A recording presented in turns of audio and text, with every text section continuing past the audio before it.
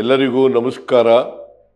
ನಮ್ಮ ಸರ್ಕಾರವು ಅಧಿಕಾರಕ್ಕೆ ಬಂದಾಗಿನಿಂದ ಬಾಬಾ ಸಾಹೇಬ್ ಅಂಬೇಡ್ಕರ್ ಅವರ ಸಂವಿಧಾನದ ಆಶಯಗಳ ಕುರಿತು ಜನಜಾಗೃತಿ ಮೂಡಿಸುವ ದಿಕ್ಕಿನಲ್ಲಿ ಸಾಕಷ್ಟು ಕೆಲಸಗಳನ್ನು ಮಾಡುತ್ತಿದೆ.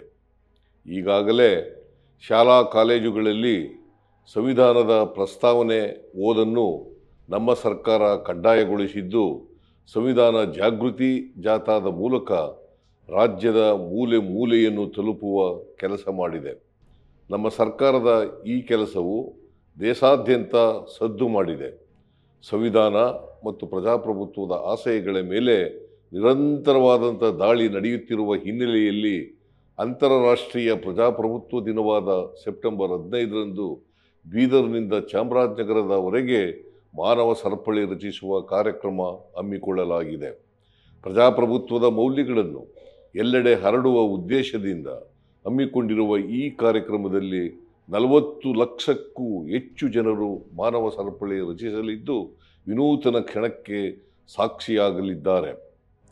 ಆ ದಿನ ಎಲ್ಲರೂ ಅಂತಾರಾಷ್ಟ್ರೀಯ ಪ್ರಜಾಪ್ರಭುತ್ವ ದಿನದಲ್ಲಿ ಭಾಗವಹಿಸೋಣ.